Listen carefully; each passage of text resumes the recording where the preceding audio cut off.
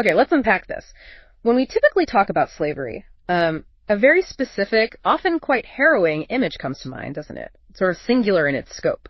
It really does. Usually the transatlantic system. Exactly. But what if I told you that, understanding the true foundations of enslavement, especially before and during that system, means we have to look way beyond just that one picture? Absolutely. It's much more complex. Our sources today, they reveal a profoundly more nuanced and sometimes honestly surprising picture of how enslavement actually showed up across different societies and times. Mm-hmm.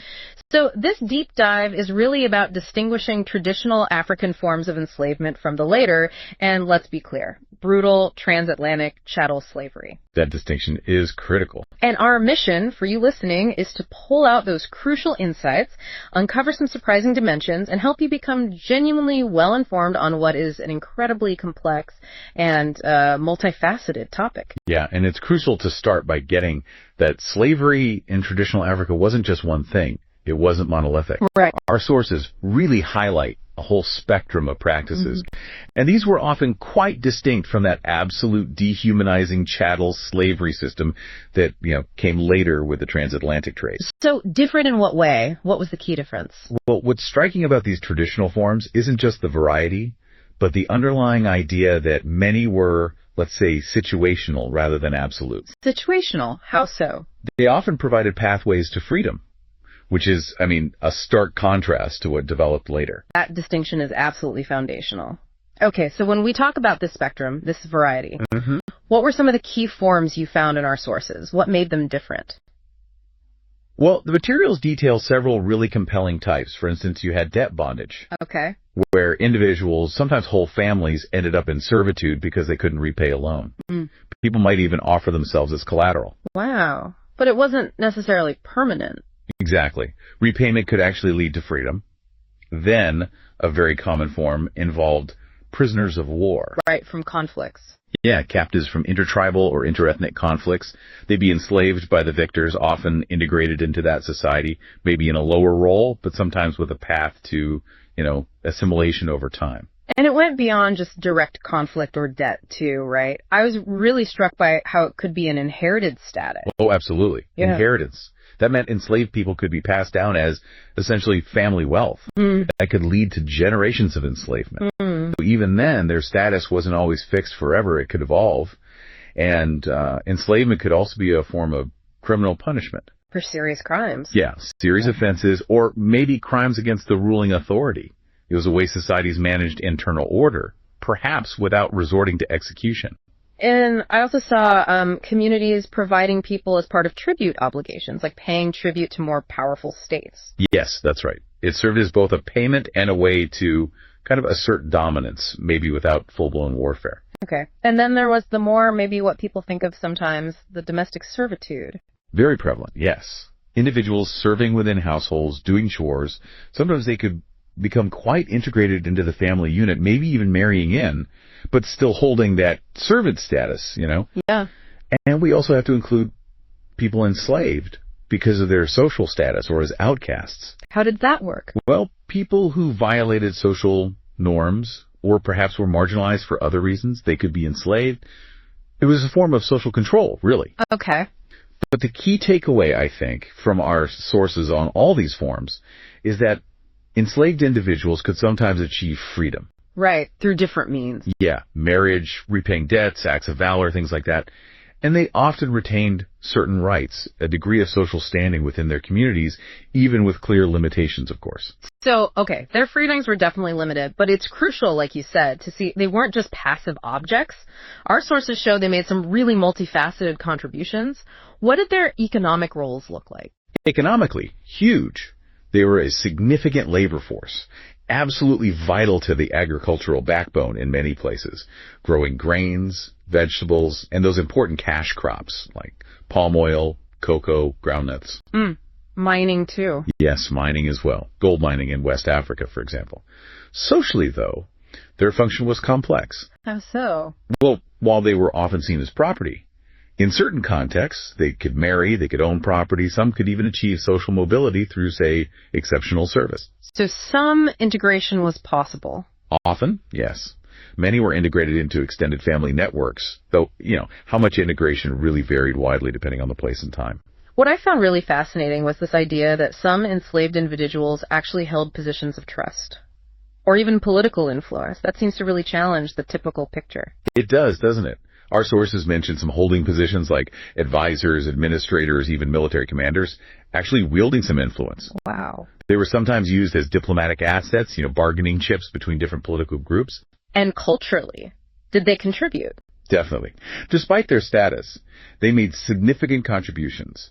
They often brought diverse skills, knowledge, cultural practices from wherever they came from, enriching the societies they were forced into. So new ideas, new ways of doing things. Exactly. They played roles in religious rituals, in arts, in oral traditions, helping preserve and transmit cultural heritage. Okay. So we've got this picture now of diverse, often situational forms of enslavement within Africa. The really crucial question then becomes, how did this complex, often localized system transform? How did it become the global industrial scale horror that was the transatlantic trade? That's the tragic turn, isn't it? Where did the individuals for that system primarily come from? Well, that's where those existing forms became tragically exploited on a massive scale. The transatlantic trade primarily drew from populations who were already designated as war captives, criminals, and outcasts. So categories that already existed. Right. But the European demand for enslaved labor just magnified their exploitation exponentially. For instance, groups who won intertribal conflicts. They suddenly found a new, incredibly lucrative outlet for selling captives, rather than just integrating them somehow. It created a market. A huge demanding market. And this demand led directly to the establishment of what we call the triangular trade, a truly horrific, complex system connecting Europe, Africa, and the Americas. Can you just walk us through those three legs again? It's so important to grasp. Sure. So the first leg, the European leg. This involved European merchants shipping manufactured goods, things like textiles, firearms, tools, to Africa. Okay. They'd exchange these goods with African chiefs and traders for enslaved Africans. And this created this perverse economic incentive within Africa for more warfare, more raiding, because these European goods were highly desired. Right. Then came the second leg, the African leg, the Middle Passage. Yes. Infamously known as the Middle Passage. Yeah. You even talk about it now, the scale of suffering is just hard to fully comprehend. Enslaved Africans were forcibly crammed onto ships. They endured conditions that are almost unimaginable today, transported across the Atlantic to the Americas. Just brutal. Overcrowding, rampant disease, starvation, dehydration, unimaginable brutality that was the norm. Millions, literally millions, died during this journey. It's a testament to the sheer inhumanity of the entire system. And then finally the third leg, the American leg. Right. Once the ships arrived in the Americas, the surviving enslaved Africans were sold to plantation owners, other buyers, in exchange for the raw materials produced on those plantations: sugar, tobacco, cotton, rum. The goods they were forced to produce. Precisely. And then those raw materials were shipped back to Europe for processing and sale. Mm-hmm. That completed the triangle, generating immense wealth. So connecting the dots here, this triangular flow, it created enormous wealth for European nations, for colonial powers. Mm. But it was built entirely on the systemic exploitation and just unbelievable suffering of Africans. This trade wasn't some side effect, was it? It was driven by pure, brutal economic incentives. Absolutely, it was the engine. So what does this all mean for the New World? Why was there such a colossal, just seemingly insatiable demand for this particular form of labor? Our sources really hammer home how it boils down to market forces, relentless market forces driving agriculture in the Americas. Precisely. You start with a massive demand for cash crops in Europe. Sugar, tobacco, cotton, coffee, incredibly profitable commodities back then. This pushed people towards setting up these huge plantations in the Americas to maximize production, and that drove the need for vast, easily controlled labor. And the Americas, they basically provided the perfect setting for this, didn't they? The sheer availability of vast land and resources. Critical. European colonization opened up these immense areas of fertile soil, good climates, rivers for transport ideal for these cash crops, and colonial governments. They actively encouraged it with big land grants. But all that land needed working. Exactly. And the initial attempts, with indentured servants from Europe, that didn't really work out long term. High death rates, and their servitude was temporary anyway. Right. And using indigenous populations also proved unsustainable, partly due to resistance, but largely because of devastating European diseases they had no immunity to. So this created serious labor shortages. A fear shortage. Yeah. And that pushed plantation owners to turn to the transatlantic slave trade for what they saw as a steady stream of cheap, abundant, and this is key, permanent, controllable labor. Chattel slavery. And this demand was then amplified even further by technological advancements, right? Things like the cotton gin. Yes. Innovations like the cotton gin, better sugar processing method, they increased efficiency. But paradoxically, that just fueled even greater demand for enslaved labor. Because they could process more, so they wanted to grow more. Exactly. Expand operations, boost profits. It created this vicious cycle. And tying it all together were the government policies and support. Absolutely crucial. Colonial governments actively favored plantation agriculture. They offered land grants, subsidies, tax breaks, and critically, they passed laws and regulations that legally established and upheld the institution of slavery, protecting the interests of the plantation owners. So it raises that stark question, doesn't it? How did the economic goals, the ambitions of colonial powers translate so directly into this immense human tragedy?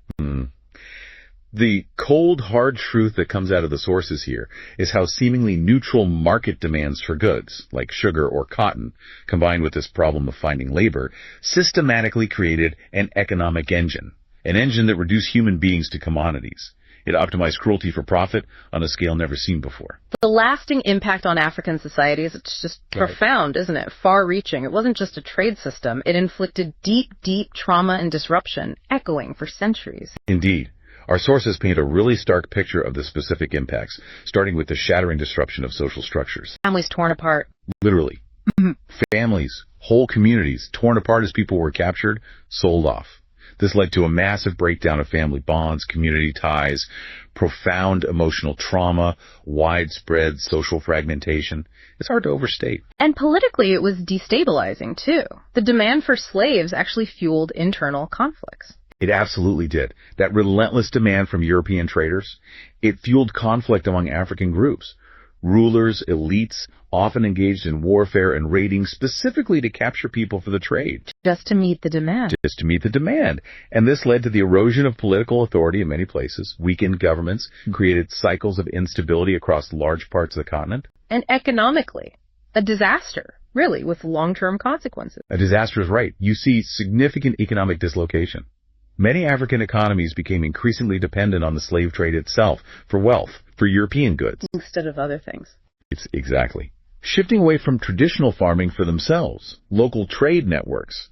This dependency actively hindered economic diversification, broader development. It helped perpetuate cycles of poverty and underdevelopment that, you can still trace the impacts of today.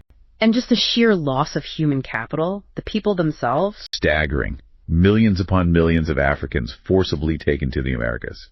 This resulted in significant population declines in many regions. Huge demographic shifts. Massive. Skewed sex ratios, generational imbalances, severe labor shortages back in Africa, all of which just made existing economic and social challenges even worse. And finally, the lasting cultural impact. You mentioned earlier how enslaved people brought culture, but the trade itself must have eroded culture too. Oh, profoundly. The trade contributed hugely to the erosion of cultural identity and values. Enslaved individuals were often systematically stripped of their heritage, their names, languages, religions, practices, forced to adopt the customs of their captors. Undermining identity itself. Undermining traditional social cohesion, cultural identity on a vast scale.